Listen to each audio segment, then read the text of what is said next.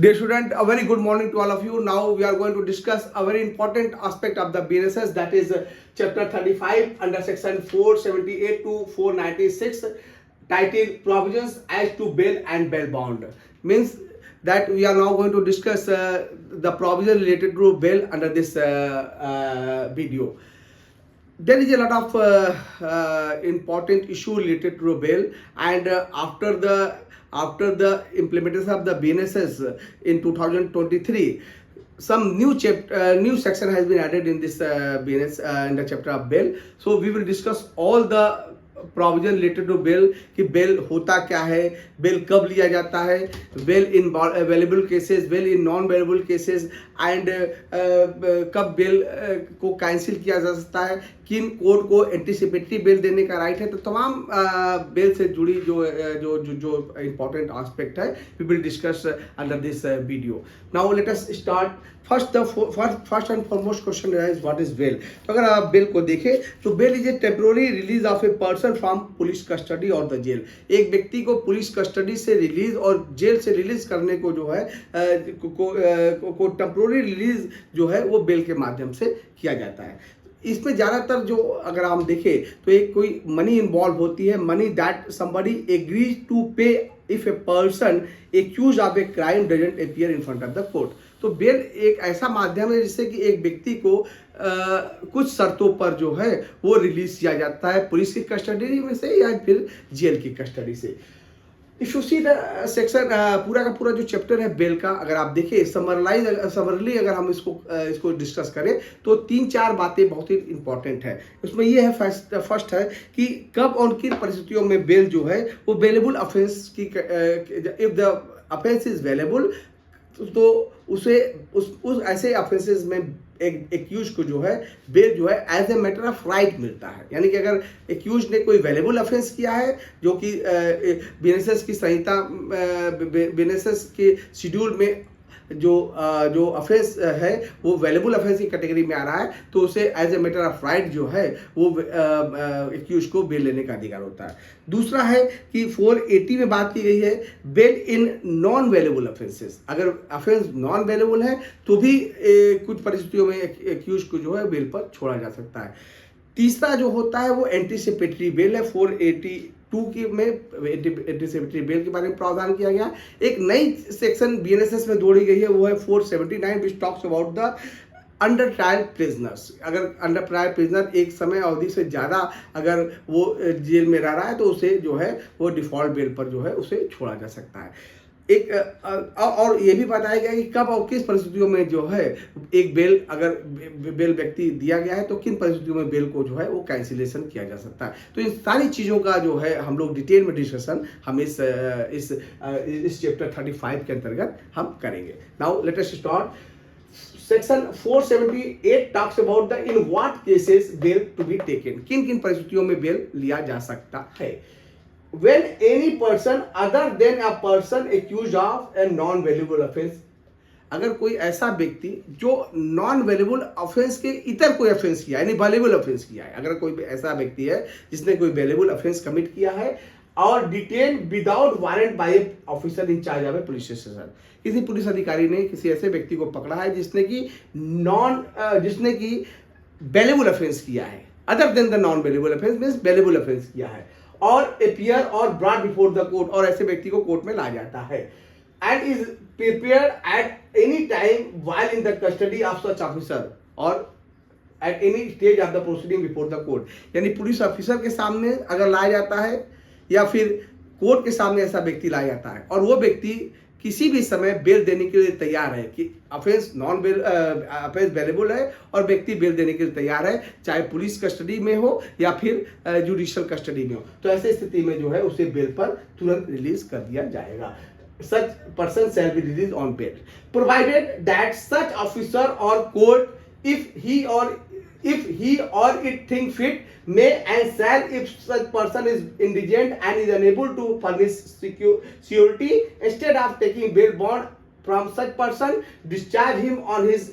executing a bond for his appearance as their as hereinafter provided. यहाँ पे एक provided clause भी जोड़ा गया है। अगर आप 478 को देखें तो साफ साफ पूरा मैं रिपीट करूँ कि जहां पर किसी एक्यूज ने कोई वैल्यूएबल ऑफेंस किया है और कोई भी officer in charge of the police station जो है उसे उसे उसे अरेस्ट कर पुलिस स्टेशन लेकर आता है या फिर उस व्यक्ति को कोर्ट में प्रोड्यूस करता है, तो ऐसी स्थिति में अगर मामला अवेलेबल है, अपेयरेंस अवेलेबल है, तो एक्यूज का अधिकार है कि उसे यहाँ पर सेल शब्द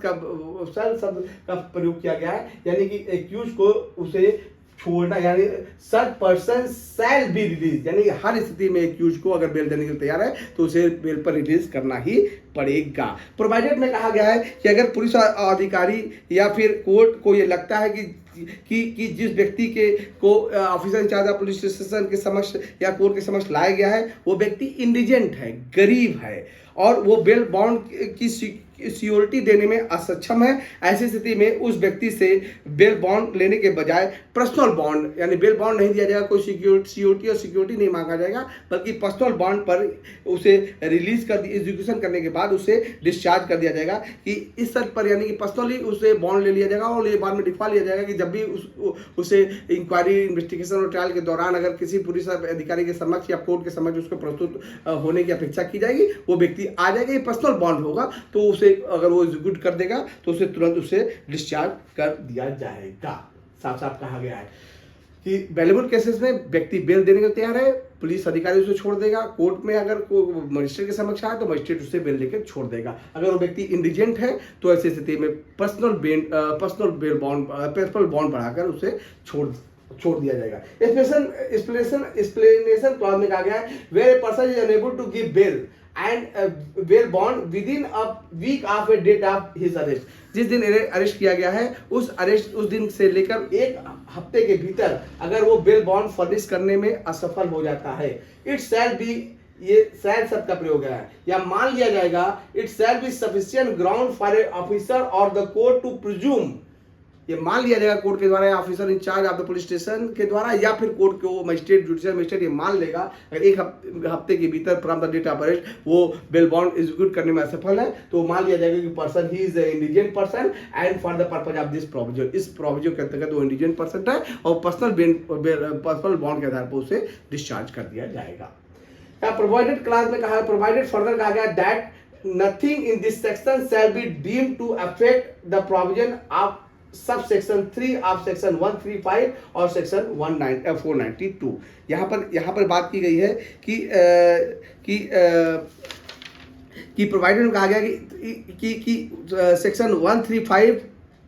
के सब क्लॉज 3 को या सेक्शन 492 के को किसी भी प्रकार से ये जो प्रावधान है ये अफेक्ट नहीं करेगा। दो सेक्शन एक्सेप्शन है जिस पर कि इसका कोई प्रभाव नहीं पड़ेगा। अब इस 478 का क्लास 2 ये कहता है not with understanding anything contain in subsection 1 where a person has failed to comply with the condition of the bail or bond or bail bond as regard the time and place of attendance, the court may refuse to release him on bail when on a subsequent occasion in the same case he appears before the court or is brought in custody, and any such refusal shall be without prejudice to the powers of the court to call upon any person bound by such bond or bail bond to pay the penalty of under section 491। दोस्तों इसे ध्यान से सुनिएगा, that is very important aspect of the 478 sub clause 2 talks about the, अगर sub section 1 के अंतर्गत किसी भी बात की होते हुए भी, यानी कि साथ कहा गया not with understanding contain anything contain in sub section 1, sub section 1 में कोई भी बात कही गई है उसको दरकिनार कर लीजिए। यदि किसी व्यक्ति ने बेल या बेल बॉन्ड पर कुछ कंडीशन के कंप्लायंस के अंतर्गत उसे छोड़ा गया, यानी किसी व्यक्ति को अरेस्ट करके लाया गया है और उसे बेल बॉन्ड बढ़ा लिया गया है और बेल में या बेल बॉन्ड में कुछ शर्तें आरोपित की गई है और कि वो जिस भी समय या फिर जिस भी समय और जिस भी स्थान पर पुलिस अधिकारी या कोर्ट उसे बुलाएगा वो अपीयर हो जाएगा ड्यूरिंग द इन्वेस्टिगेशन, ट्रायल और इंक्वायरी के दौरान। यदि वह व्यक्ति ऐसे समय स्थान पर अपीयर नहीं होता है, यानी एक्सेप्शन है, यहाँ पर कहा गया बेल बॉन्ड में भराया गया कि आप जब भी आपको बुलाया जाएगा इन्वेस्टिगेशन, इंक्वायरी, ट्रायल के दौरान आपको उपस्थित होना पड़ेगा पुलिस के समक्ष या फिर कोर्ट के समक्ष। आपने बेल बॉन्ड में ये शर्तें रखी गई है, लेकिन वो व्यक्ति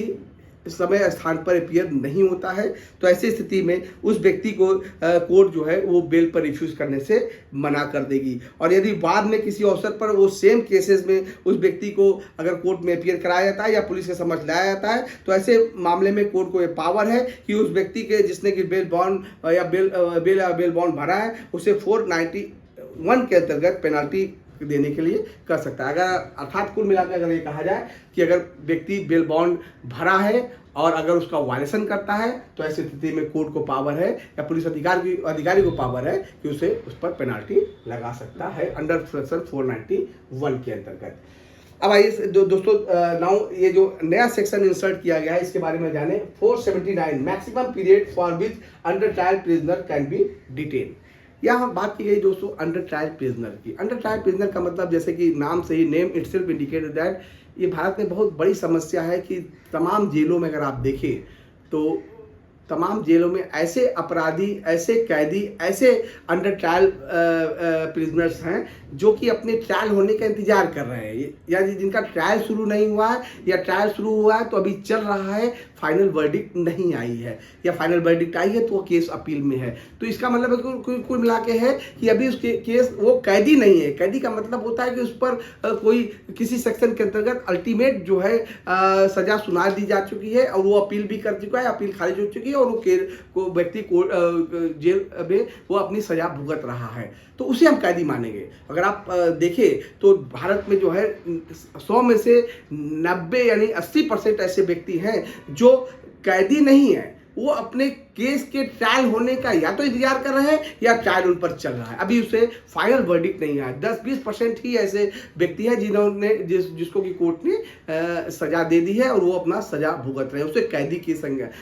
यहाँ पर प्रिजनर्स नहीं है, अंडर ट्रायल प्रिजनर जिसका ट्रायल अभी चल रहा है या शुरू नहीं है या शुरू हुआ है तो चल रहा है। हम उस ऐसे व्यक्तियों के बारे में चर्चा जो है, क्योंकि भारत में बहुत बड़ी समस्या थी कि तमाम केसेस में ऐसा अपराध जिसमें कि सजा 5 साल की है और वो कैदी जो है वो 10 साल से या 15 साल से या 20 साल से वो जेल में रह रहा है, अभी ट्रायल ही उस पर चल रहा है, अभी फाइनल वर्डिक्ट आया नहीं, यानी कि जितनी मैक्सिमम सजा उस ऑफेंस में प्रिस्क्राइब की गई उससे ज़्यादा वो जेल में रह रहा है। तो इन तमाम कैदियों के लिए ये वरदान है section 479 which talks about the maximum period for which under trial prisoners can be detained। यहाँ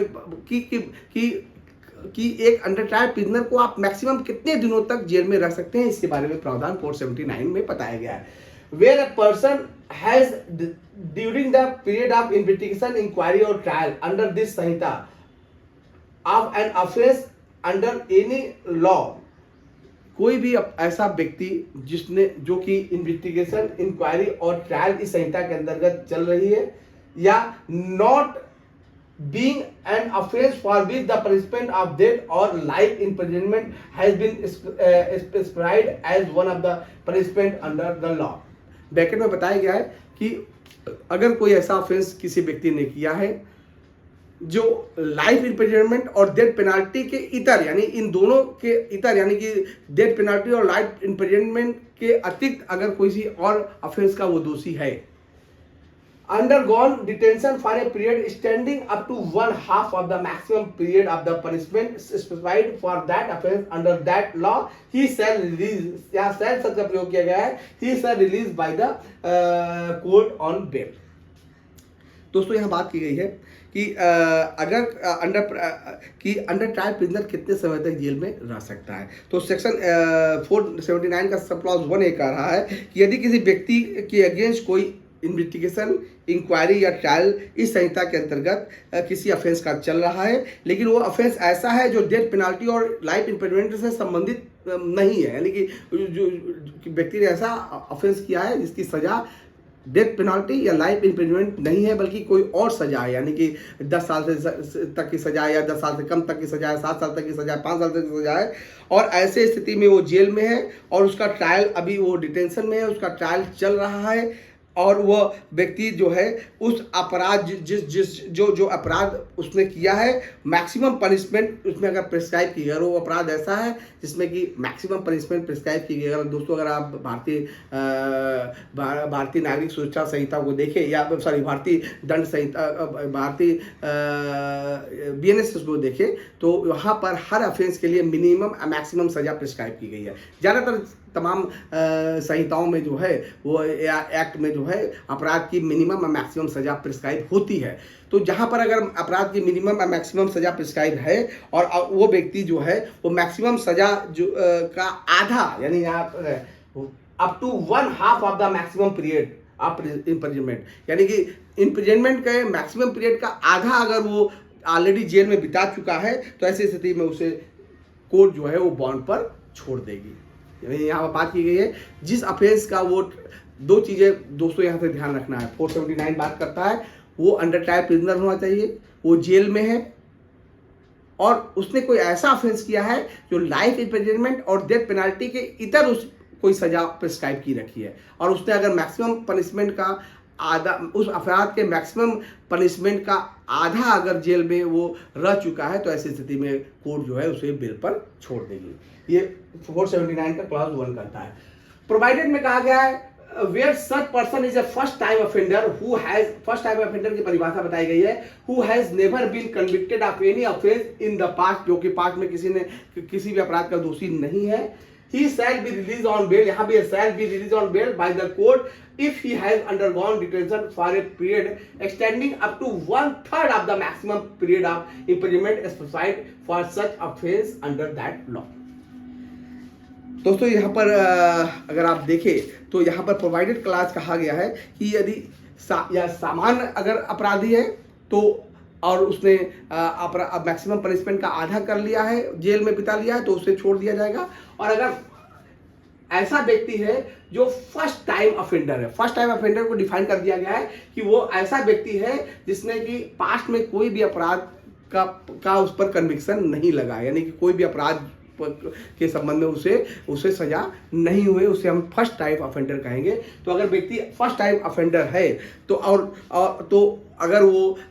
ऑफेंस जिसने किया है उसकी सजा, मैक्सिमम सजा का वो 1/3 अगर वो ऑलरेडी जेल में बिता चुका है, तो ऐसी स्थिति में जो है वो यानी कि अगर मान लीजिए कि मैक्सिमम सजा 3 साल की है तो और वो व्यक्ति ऑलरेडी 1 साल कोर्ट में बिता चुका है, तो ऐसी स्थिति में कोर्ट जो है उसे बॉन्ड पर छोड़ देगी। यानी मैक्सिमम सजा का 1/3 है उस व्यक्ति के लिए जिसने फर्स्ट टाइम ऑफेंस किया है, और समान ऑफेंस के मामले में आधा अगर वो जेल में बिता चुका है तो उसे, यानी कि अगर 5 साल की मैक्सिमम सजा है, 2.5 साल वो जेल में बिता चुका है, तो ऐसी स्थिति में कोर्ट जो है उसे बेल पर छोड़ देगी।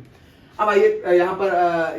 प्रोवाइडेड फर्दर में कहा गया है दैट द कोर्ट में after hearing the public prosecutor and for reason to be recorded by it writing order the continued detention of such person for a period longer than 1/2 of the set period on और release him on bail and bail bond instead of his bell.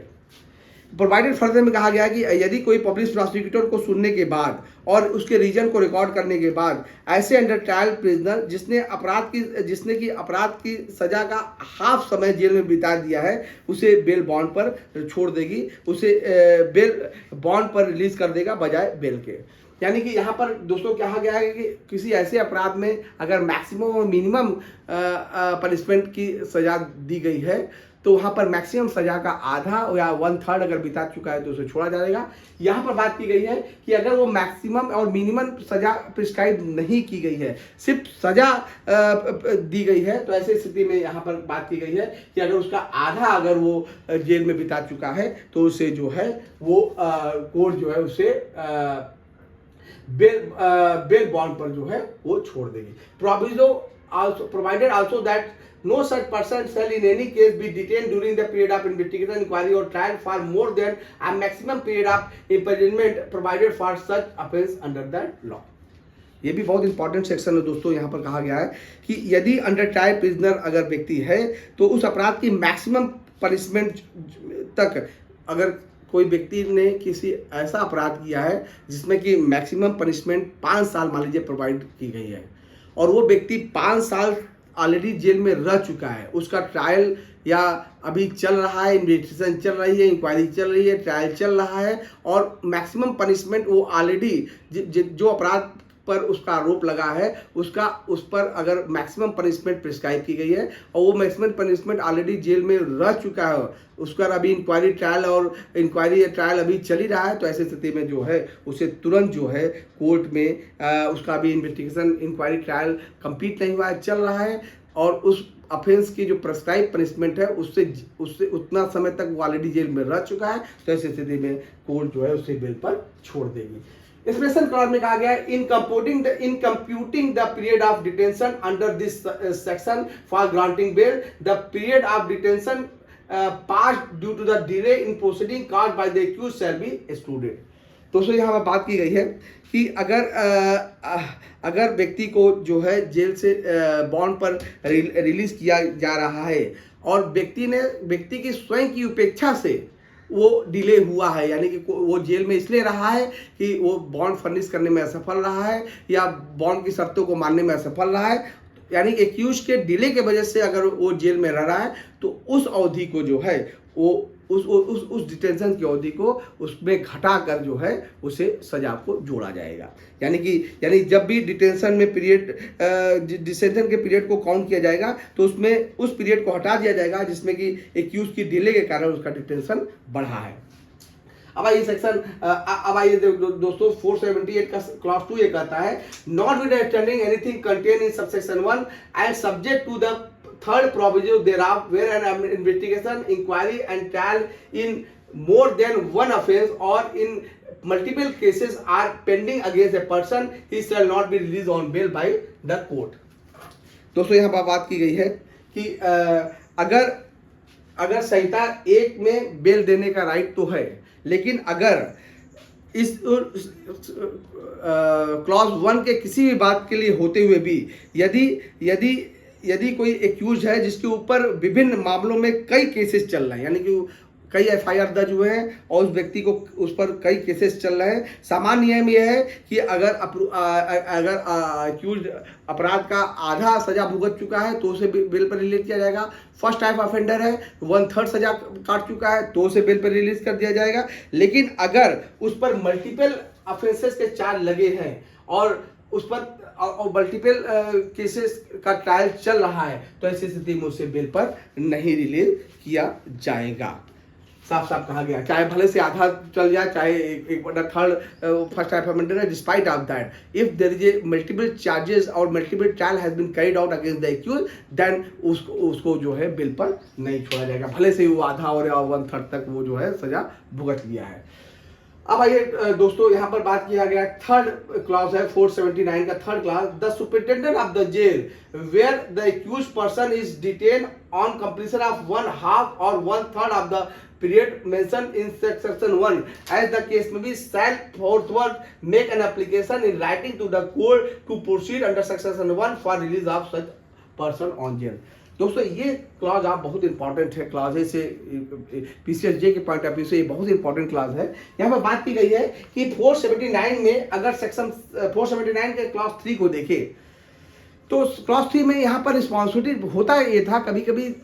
कैदी को या under trial prisoner को पता ही नहीं होता था कि उसका केस का स्टेटस क्या है, कितनी सजा वो भुगत चुका है, कौन सा ऑफेंस किया है, कितनी सजा को भुगत चुका है और वो क्यों जेल में अभी भी चल रहा है, उसका ट्रायल कब होगा, तमाम चीज़ों की जानकारी जो है एक अंडर ट्रायल प्रिजनर को नहीं होती है। अतः ये बहुत ही वरदान है उन प्रिजनर के लिए कि यहाँ पर लायबिलिटी जो है जेलर पर डाली गई है, सुपरिटेंडेंट ऑफ पुलिस पर, सुपरिटेंडेंट ऑफ जेल पर डाली गई है कि लायबिलिटी उनकी है कि अगर किसी एक्यूज जो उनके जेल में ऐसा कोई कैदी है, ऐसा कोई अंडर ट्रायल प्रिजनर है जिस पर की इंक्वायरी इन्वेस्टिगेशन और ट्रायल चल रहा है और उसने उस ऑफेंस का 1/2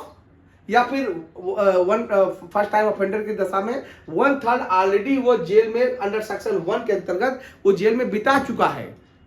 तो अब जेलर जो है या liability is now shifted upon the jailer to move an application. ये जेलर जो है एक एप्लीकेशन जो है कोर्ट में मूव करेगा। ये शैल शब्द का प्रयोग किया गया दोस्तों, यहाँ पर शैल है कि यानी कि जेलर की लायबिलिटी है कि वो कैदी को ये बताए या अंडर ट्रायल प्रिजनर को ये बताए कि तुम्हारा ऑलरेडी समय हो चुका है, जितने की मैक्सिमम ऑफेंस इस संहिता में डिफाइन की गई है, उतना तुम ऑलरेडी उससे आधा या 1/3 ऑलरेडी तुम भुगत चुके हो, अब तुम बेल के लिए इंटाइटल हो। ये वो अंडर ट्रायल प्रिजनर को ही बताएगा और अपने बिहाफ पर एक एप्लीकेशन वो संबंधित मजिस्ट्रेट को देगा कि इस कैदी का ऑलरेडी ये आधा या 1/3 ऑलरेडी वो सजा भुगत चुका है, अतः इसे बेल पर रिलीज किया जाए। It means that now the responsibility shifted on the superintendent of the jail.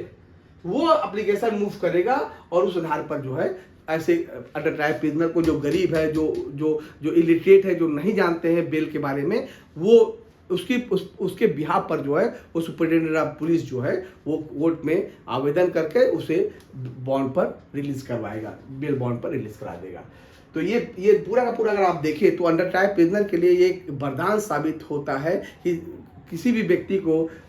किसी भी अपराध के लिए मैक्सिमम पनिशमेंट से ज़्यादा जो है उसे जेल में नहीं रखा जा सकता है। Now come to the 480 when bail may be taken in case of non-bailable offences। दोस्तों ये बहुत इंपॉर्टेंट, जैसे मैंने बताया था कि ज़्यादातर एग्जाम पीसीजे के एग्जामिनेशन में इसी यानी 480 से ही सवाल बनते हैं कि कब और किस परिस्थितियों में अगर ऑफेंस नॉन बेलेबल है तो कोर्ट क्या उसे बेल दे सकती है। तो यहाँ पर बात की गई है व्हेन एनी पर्सन एक्यूज और सस्पेक्टेड ऑफ, कोई भी व्यक्ति एक्यूज्ड है या फिर संदिग्ध है, सस्पेक्टेड है, the commission of any non bailable offences, उसने कोई ऐसा नॉन बेलेबल ऑफेंस किया है या सस्पेक्टेड है और उसे अरेस्ट कर लिया गया, is arrested or detain without warrant by a police officer in charge of the police station. SHO के द्वारा जो है विदाउट वारंट उसे गिरफ्तार किया जाता है। कि वो कहा गया है कि इस बीएनएसएस में कहा गया कि पुलिस के पास पावर है कि किसी भी व्यक्ति को अगर वो संदिग्ध है नॉन बेलेबल ऑफेंसेस का तो उसे गिरफ्तार कर सकती है। तो इज और ब्रॉड बिफोर द कोर्ट, ऐसे व्यक्ति को गिरफ्तार करके कोर्ट के सामने प्रस्तुत किया जाता है और वो high court or court of session अगर नहीं है then he may be release on bail, तो उस स्थिति में बेल पर रिलीज किया जाएगा। कब? such person shall not be so released if there appear a reasonable ground for believing that he has been guilty of an offense punishable with death or imprisonment for life। और दूसरा भी इसी साथ देख लीजिए, such person shall not be so released if such person is cognizant of offense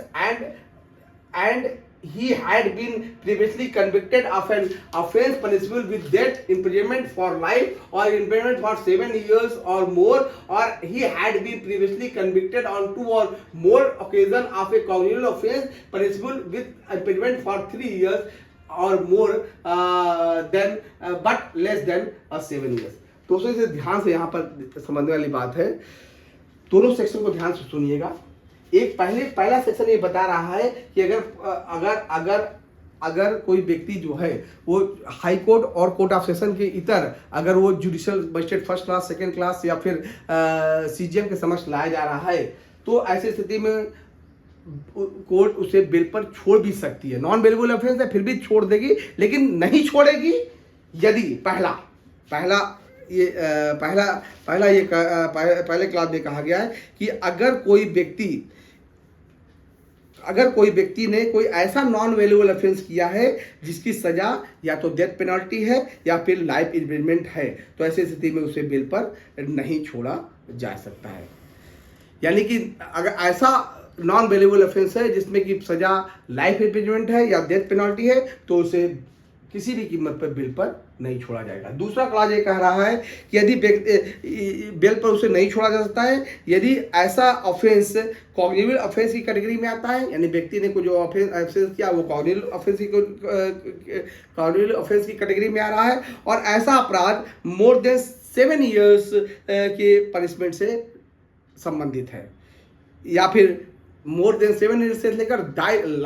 death in penalty तक अगर कोई नॉन कॉग्निटिव ऑफेंस उस व्यक्ति ने किया है, यानी कि कोई ऐसा व्यक्ति है जिसने कॉग्निटिव ऑफेंस किया है और जिसकी सजा 7 साल से ज़्यादा और मैक्सिमम डेथ पेनल्टी तक है और तो उसे बेल पर कतई नहीं छोड़ा जाएगा। या फिर उस व्यक्ति ने कोई ऐसा संज्ञेय अपराध किया है जो 3 साल से लेकर 7 साल के भीतर का है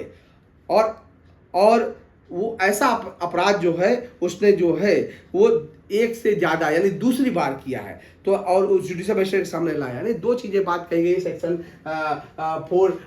480 का सब क्लॉज 2 जो है वो दो बातें करता है। 1 एक बात करता है पहली कि वो लाइफ इम्प्रिजमेंट और डेथ पेनल्टी से अगर रिलेटेड अपराध है तो उसे बेल पर नहीं छोड़ा जाएगा नॉन बेलेबल केसेस में। दूसरा है नॉन बेलेबल केसेस में अगर व्यक्ति जो है 7 साल से ज़्यादा और डेथ पेनल्टी तक का कोई ऑफेंस है उसे बेल पर नहीं छोड़ा जाएगा, या फिर उसने कोई ऐसा ऑफेंस किया है जिसकी सज़ा जो है 3 साल से लेकर 7 साल तक की है, लेकिन उसने वो अपराध एक से ज़्यादा बार किया है तो भी उसे बेल पर नहीं छोड़ा जाएगा। अगर इससे कम है तो उसे बेल पर छोड़ा जा सकता, नॉन बेलेबल केसेस में भी बेल पर छोड़ा जा सकता। यानी अगर आप दोस्तों मान के चलिए कि 3 साल से ज़्यादा और 7 साल से कम वाला अगर एक बार अगर ऑफेंस किया है तब से उसे बेल पर छोड़ा जाएगा, लेकिन अगर इससे ज़्यादा बार किया है तो वो उसे बेल पर नहीं छोड़ा जाएगा इस सब क्लॉज 2 के अंतर्गत। प्रोवाइडेड में कहा गया है दैट द कोर्ट में direct that a person referred to clause 1 or clause 2 be released on bail if such person is child or is a woman or is sick or infirm। 4 exception है दोस्तों, ये जो 480 का मैंने class 1 का सब class 1 और 2 बताया है तो इसके 4 एक्सेप्शन है कि अगर इन ऑफेंस यानी 7 साल से ज़्यादा का भी ऑफेंस है, नॉन बेलेबल केसेस है, उसने कोई ऐसा ऑफेंस किया है जो डेथ पेनल्टी लाइफ इम्प्रिजनमेंट या 7 साल से ज़्यादा का है, सामान केसेस में उसे नहीं छोड़ा जाएगा। लेकिन अगर वो व्यक्ति चाइल्ड है, विमेन है, सिक है और इन्फर्म है, यानी 4 चीज़ें, यानी ऐसा व्यक्ति ऐसा एक्यूज जो या तो चाइल्ड है या विमेन है या सिक है या इन्फर्म है या कमज़ोर व्यक्ति है, कोई बीमार व्यक्ति है, सिक व्यक्ति है, तो ऐसी स्थिति में उसे बेल पर छोड़ा भी जा सकता है अगर उसने यहाँ पर इस तरह के अपराध को कमिट भी किया है। प्रोवाइडेड फर्दर में कहा गया है that the court may also direct that a person referred to clause 2 be released on bail if it is satisfied that it is just and proper so to do so and any other special reason। यहाँ पर उन्होंने court के जो क्षेत्राधिकार है उसे बढ़ा दिया है। सामान्य नियम ये है कि अगर डेथ पेनल्टी लाइफ इम्प्रिजनमेंट 7 साल से ज़्यादा का अगर कोई व्यक्ति ऑफेंस किया है उसे छोड़ा नहीं जाएगा बेल पर, या फिर 3 साल से लेकर 7 साल तक का ऑफेंस किया है लेकिन एक से ज़्यादा बार किया है तो भी उसे छोड़ा नहीं जाएगा। लेकिन यहाँ पर कोर्ट को डिस्क्रिशनरी पावर दी गई है कि अगर कोई स्पेशल रीजन अगर मेंशन कर दे तो उपरोक्त मामलों में भी किसी व्यक्ति को बेल पर छोड़ा जा सकता है। Now, provided also that the mere fact that an accused person may be required for being identified by witness during investigation। साफ साफ दोस्तों कहा गया है कि अगर इन्वेस्टिगेशन के दौरान एक्यूज को विटनेस के द्वारा आइडेंटिफाई करना है या और for police custody beyond the first 50 days, sir अगर पुलिस को 15 दिन से ज़्यादा पुलिस के कस्टडी ऐसे एक्यूज को चाहिए, यानी 2 रीजन बताए गए दोस्तों कि अगर मामला ऐसा है कि केवल इस आधार पर कि एक्यूज को विटनेस के द्वारा इन्वेस्टिगेशन के दौरान आइडेंटिफाई करवाना है या फिर एक्यूज को जो है वो पुलिस कस्टडी 15 दिन से ज़्यादा लेनी है एक्यूज की पुलिस कस्टडी, इस आधार पर जो है shall not sufficient ground for refusing the ground bell,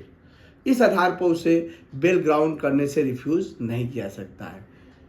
if he is otherwise entitled to be release on bail, अगर अदरवाइज वो एक्यूज इंटाइटल्ड है बेल के लिए तो इस आधार पर कि उसका आइडेंटिफिकेशन विटनेस के द्वारा इन्वेस्टिगेशन के दौरान कराया जाना है, इस आधार पर प्लस साथ ही साथ अगर 15 दिन से ज़्यादा पुलिस की कस्टडी चाहिए, इस आधार पर उसे बेल डिनाई नहीं किया जाएगा अगर अदरवाइज वो बेल के लिए इंटाइटल्ड है। एंड गिव एन अंडरटेकिंग, और उसे अंडरटेकिंग ले लिया जाएगा that he shall comply with such direction as may be given by the, अगर कोर्ट समय समय पर जो भी बॉन्ड में वो डायरेक्शन दे उस डायरेक्शन को अगर एक्यूज जो है अवॉइड कर एक्यूज जो है अपने आप को बाउंड कर रहा है तो ऐसी स्थिति में जो है उसे बेल पर रिलीज किया जाएगा। Provided also that no person shall, if the offence alleged to have been committed by him is punishable with death, imprisonment for life or imprisonment for 7 years or more, be released on bail by the court under this subsection, giving and without giving an opportunity of hearing to the public prosecutor। दोस्तों जैसे कि हम लोगों ने ऊपर discuss किया था कि अगर ऑफेंस ऐसा है जो डेथ पेनाल्टी, आजीवन कारावास या मोर देन 7 ईयर्स से पनिशमेंट से दोषी पनिशमेंट की उसमें सजा है, ये अपराध किसी अक्यूज ने ऐसा किया है जिसमें कि जिसमें कि डेथ पेनल्टी, लाइफ इम्प्रिजनमेंट या फिर 7 ईयर से ज़्यादा कारावास का वो ऑफेंस जो है वो की सज़ा है, तो ऐसी स्थिति में उसे बेल पर रिलीज़ नहीं किया जाएगा। बेल पर रिलीज अगर करना है, अगर कोर्ट को लगता है कि बेल पर रिलीज किया जा सकता है, तो सबसे पहले यहाँ पर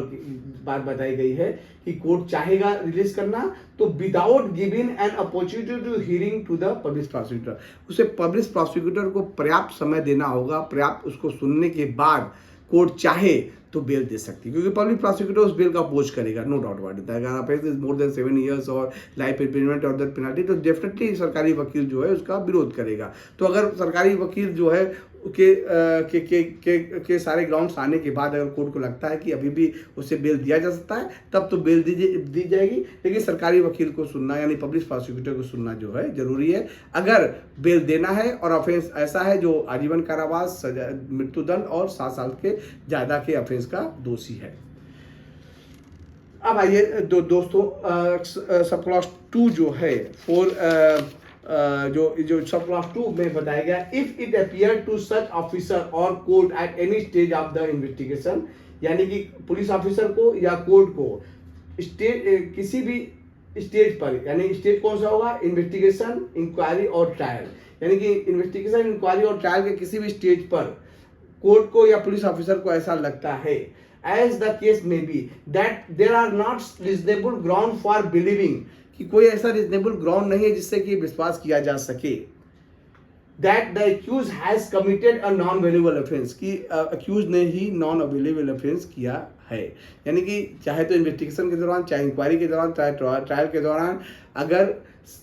ये चल रहा है और कोर्ट को लगता है या पुलिस ऑफिसर को लगता है कि रीजन टू बी बिलीव, उसके विश्वास करने का पर्याप्त कारण है, यानी कारण होना चाहिए, ऐसा ही हवा में नहीं होगा, पर्याप्त कारण है कोर्ट को कि ये व्यक्ति जिसके ऊपर ट्रायल इन्वेस्टिगेशन चल रहा है उस पर उसने जो नॉन वेरिएबल ऑफेंस किया है उसके उस ऑफेंस को अभी प्रूफ नहीं किया जा सकता है या प्रूफ नहीं किया जा रहा है, that there are sufficient ground for certain inquiry into his guilt, और उसे गिल्टी ठहराने के लिए अभी और भी इंक्वायरी की जरूरत है। The accused shall subject to the provision of the section 494, तो ऐसी स्थिति में एक्यूज को जो है 494 के प्रावधानों के अंतर्गत रहते हुए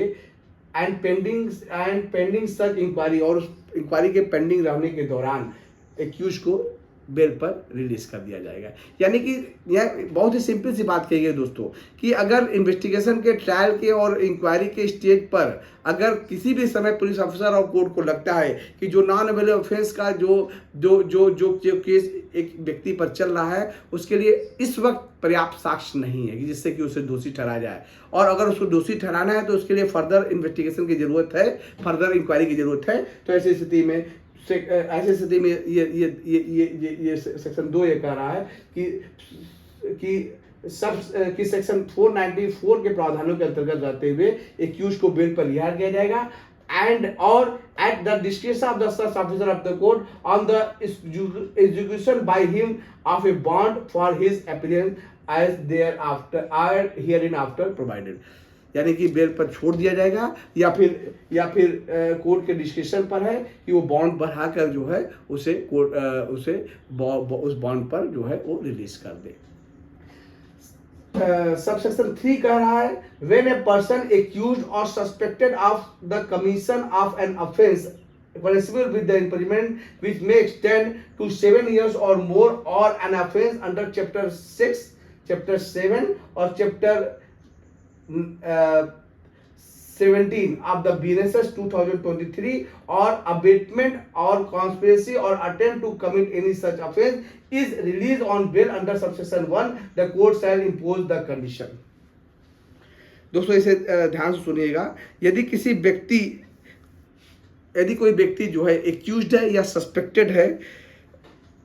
और उसे विदाउट वारंट गिरफ्तार करके कोर्ट में लाया गया है और उसने कोई ऐसा ऑफेंस किया है जो 7 साल से ज़्यादा की कारावास की सज़ा का दोषी है, या फिर ऐसे मामलों में जो बीएनएसएस के चैप्टर 6, चैप्टर 7 और चैप्टर जो है वो 12 यानी 8 के अंतर्गत किए गए अपराध हैं, या फिर इस तीन चैप्टर के अंतर्गत कोई अपराध किया गया है, या फिर उस अपराध का अबेटमेंट किया गया है, या उस अपराध का कॉन्स्पिरेसी किया गया है, या उस अपराध का अटेम्प्ट किया गया है, और उसे सब सेक्शन 1 के तहत बेल पर रिलीज किया जा रहा है, तो कोर्ट उस पर कुछ कंडीशन लगा सकती है। यानी कि यहाँ पर लगाया गया है कि जब व्यक्ति को बेल पर रिलीज किया जा रहा है तो कोर्ट जो है 3 कंडीशन उस पर इम्पोज कर सकती है। ये तीनों कंडीशन के बारे में बताया गया है। पहला है that such person shell attain in according with the conditions of the bond executed under this chapter. इस चैप्टर के अंतर्गत उस बॉन्ड में जो भी कंडीशन कोर्ट इम्पोज करेगी उस कंडीशन को एक्यूज को फॉलो करना पड़ेगा, जो भी कंडीशन कोर्ट लगाती है। दूसरा है that the such person shall not commit an offence similar to the offence of which he is accused or suspected of the commission of which he is suspected and, यानी दूसरा है कि जिस व्यक्ति को बेल पर छोड़ा जा रहा है वह किसी भी सिमिलर तरह के ऑफेंस को में शामिल नहीं होगा जिसका ये एक्यूज है या सस्पेक्टेड है। कोर्ट को ये एश्योर करना पड़ेगा, एक्यूज को बॉन्ड के माध्यम से एश्योर करना पड़ेगा कि जिस ऑफेंस का वो दोषी है वो बाहर रहकर वो बेल के दौरान वो उस ऑफेंस को, सिमिलर ऑफेंस को नहीं कमिट करेगा। इस बेल को कोर्ट को एश्योर करना पड़ेगा बॉन्ड के थ्रू। तीसरा है that such person shall not directly और indirectly make any inducement, threat और प्रॉमिस। 3 बातें कही गई, इंड्यूसमेंट, थ्रेट और promise to any person acquainted with the fact of the case so as to dissuade him from the disclosing such fact to the court or to any police officer or tamper with the evidence, and may also impose in the interest of the justice such other condition it consider necessary। दोस्तों सामान्यतः ये होता है कि accused को bell पर इसलिए नहीं छोड़ा जाता है कि बेल पर वो बाहर रहेगा तो गवाहों को डराएगा, धमकाएगा, एविडेंस को टेम्पर करेगा या गवाहों को कोर्ट में जाने से रोकेगा। तमाम तरह के हर्डल्स वो नेचुरल जस्टिस हर्डल जो है वो न्याय के राह में कर सकता है। इसीलिए जनरली एक्यूज को जो हीनियस ऑफेंसेस है उस पर एक्यूज को छोड़ा नहीं जाता। हार्डकोर क्रिमिनल्स को बेल पर कभी रिलीज नहीं किया जाता कि बाहर रहेगा तो वो गवाहों को या एविडेंस को टेम्पर करेगा। तो जब भी कोई भी एक्यूज को न्यायालय बेल पर छोड़ती है तो ये बात जरूर लिखवाती है कि वो जो है डायरेक्टली रूप से या इनडायरेक्टली रूप से किसी भी गवाह को या उस व्यक्ति को जो उस केस से एसोसिएटेड है, उस मामले को एक्वेंटेड है, उस व्यक्ति को न तो इंड्यूसमेंट करेगा, न तो थ्रेट करेगा, न तो कोई प्रॉमिस करेगा जिससे कि वो व्यक्ति कोर्ट में जाकर गवाही न दे पाए या फिर पुलिस के सामने वो विटनेस के रूप में उपस्थित न हो पाए। तो इस और या फिर पुलिस ऑफिसर को जो है वो उसके कार्यों को करने से रोकेगा नहीं या टेम्पर नहीं करेगा एविडेंस को। इस सारे चीज़ों को जो है जब भी कोर्ट किसी व्यक्ति को बेल देगी, एक्यूज को बेल देगी, तो ये सारी चीज़ों को उसको एश्योर करना पड़ेगा कि वो गवाहों को इंड्यूसमेंट नहीं करेगा, गवाहों को थ्रेट नहीं करेगा, गवाहों को कोई प्रॉमिस नहीं करेगा लेन देन का, जिससे कि वो गवाह जो है वो अपने बातों से मुकर न जाए। इस वजह से इस तरह से कंडीशन जो है कोर्ट में इम्पोज करते हैं। साथ ही साथ ये भी कहा गया है कि इसके ऊपर यानी 3 कंडीशन के ऊपर कोई भी और कंडीशन इंटरेस्ट ऑफ जस्टिस में कोर्ट जो है वो चाहे तो उस पर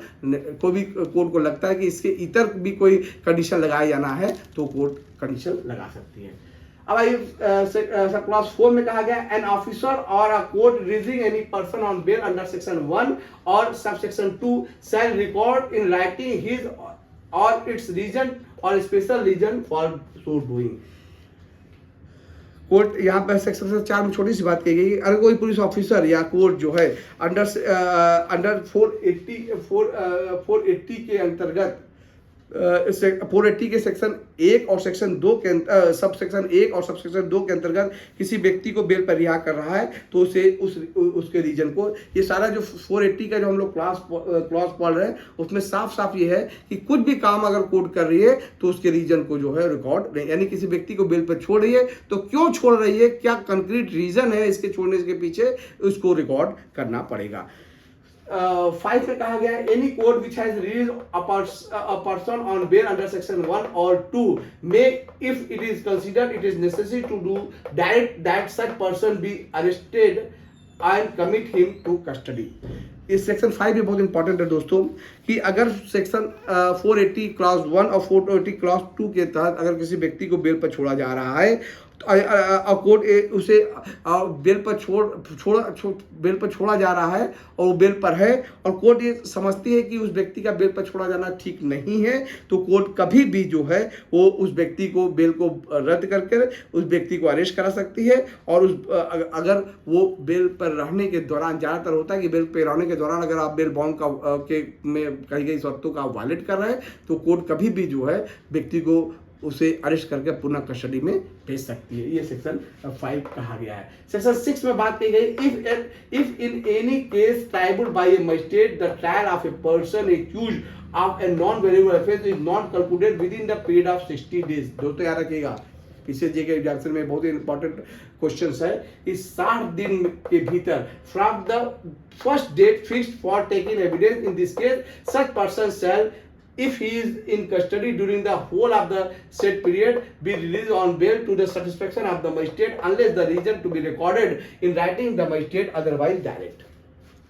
सेक्शन 6 में कहा गया है दोस्तों, ध्यान से सुनिएगा, इससे बहुत ही सिंपल क्लॉज है ये कि यदि कोई केस जो है जो जुडिशियल मजिस्ट्रेट के द्वारा ट्राइबल है और किसी एक्यूज का ट्रायल चल रहा है और वो व्यक्ति जो ऑफेंस का दोषी है वो उसने नॉन वेलेबल ऑफेंस कोई किया है, उसका आरोपी है, और अगर ट्रायल 60 दिनों के भीतर यानी 60 दिन कब, जब पहला एविडेंस लिया गया है। दोस्तों याद रखिएगा, जब कोर्ट में आरोप तय कर दिए हैं और पहले एविडेंस लेने के लिए डेट फिक्स कर दिया है, उस डेट से लेकर 60 दिनों के भीतर अगर कोर्ट में ट्रायल समाप्त नहीं होता है तो 60 दिनों के भीतर, तो ऐसी स्थिति में 60 दिनों के बाद जो है वो व्यक्ति जो है डिफ़ॉल्ट बेल के लिए इंटाइटल हो जाएगा। और यदि वो पुलिस कस्टडी में है या फिर जुडिशियल कस्टडी में है तो उसे बेल पर जुडिशियल मजिस्ट्रेट जो है छोड़ देगा और जब बेल पर छोड़ेगा तो उसे रीजन को रिकॉर्ड करना पड़ेगा। यानी कि इसमें दोस्तों यहाँ पर केस ज़्यादा लंबा ना खींचे, इसके लिए उन्होंने साफ साफ कर दिया गया है कि from the date fixed for the evidence to till 60 day, इस दौरान अगर ट्रायल समाप्त नहीं होता है तो एक्यूज को जो है बेल पर रिहा कर दिया जाए। ये बात जो है 480 के सब क्लॉज 6 में कही गई है। और ताकि ट्रायल जल्दी से समाप्त हो जाए, ट्रायल लंबा ना हो, प्रोलॉन्ग ना हो, इस वजह से ये 60 डे का समय यहाँ पर फिक्स किया गया है। 480 के सब लास्ट सेक्शन में कहा गया है if at any time after the conclusion of the trial of a person accused of a non-bailable offence and before judgment is delivered, यानी कि ये कह रहा है कि अगर conclusion of the trial of a person accused of a non-bailable offence and before judgment, trial चल रहा है, ट्रायल लास्ट कंक्लूजन में है लेकिन अभी जजमेंट नहीं आया, ट्रायल समाप्त हो चुका है लेकिन जजमेंट नहीं आया। दोस्तों यानी कि ट्रायल शुरू हुआ, ट्रायल समाप्त हो चुका है, जजमेंट, ट्रायल समाप्त और जजमेंट के बीच के दौरान the court is of the opinion that there are reasonable ground for the believing that, court को ये लगता है कि पर्याप्त कारण है that the accuse is not guilty of any such offence, कि एक्यूज जो है वो गिल्टी, क्योंकि देखिए ट्रायल समाप्त हो चुका है दोस्तों, कोर्ट को लग रहा है सारे एविडेंसेस आ चुके हैं, पब्लिक प्रोसिक्यूटर के सारे एविडेंस आ चुके हैं, डिफेंस के सारे एविडेंसेस आ चुके हैं, आर्गूमेंट हो चुका है, यानी ट्रायल लगभग समाप्त हो चुका है और कोर्ट को लगता है कि एक्यूज जो है वो गिल्टी नहीं है इस केस में। तो ऐसी स्थिति में accuse not guilty of any such offence it shall release the accuse, ऐसी स्थिति में कोर्ट जो है एक्यूज को रिलीज कर देगी, क्योंकि अब ट्रायल समाप्त हो चुका है, कोर्ट को लग रहा है कि वो सफिशिएंट एविडेंस एक्यूज के अगेंस्ट नहीं, नॉन वेरिएबल ऑफेंस जिससे कि लगे कि उसने नॉन वेरिएबल ऑफेंस किया है, तो ऐसी स्थिति में कोर्ट जो है एक्यूज को छोड़ देगी। If he is in custody on the execution of by him और bond for his appearance to hear judgment deliver, अगर उसे कस्टडी में नहीं है तो यूं ही छोड़ देगी, अगर कस्टडी में है तो उसे बॉन्ड पर छोड़ दिया जाएगा इस शर्त पर कि वो फाइनल जब जजमेंट हो रहा हो वो कोर्ट में उपस्थित हो, क्योंकि कोर्ट को यहाँ लग रहा है कि उसे एक्यूज जो है वो दोषी नहीं है, उसको लेटर स्टेज में उसको छोड़ना ही है। तो ऐसी स्थिति में कोर्ट जो है जजमेंट डिलीवर करने से पहले जो है उसे छोड़ सकती है बॉन्ड पर, और इस आधार पर कि जो लास्ट जो फाइनल जजमेंट सुनाया जाएगा तो कोर्ट में उपस्थित रहेगा। तो कुल मिला के दोस्तों ये 480 का जो बहुत लंबा क्लॉज है, जो बहुत इंपॉर्टेंट क्लॉज था कि नॉन बेलेबल ऑफेंसेस में कब और किन परिस्थितियों में एक्यूज को जो है वो बेल पर छोड़ा जा सकता है। ज़्यादातर ये 480 वाला जो क्लॉज है वो one of the very much important clause for the examination point of view as well as the PCSJ and other competitive examination point of view. Thank you very much.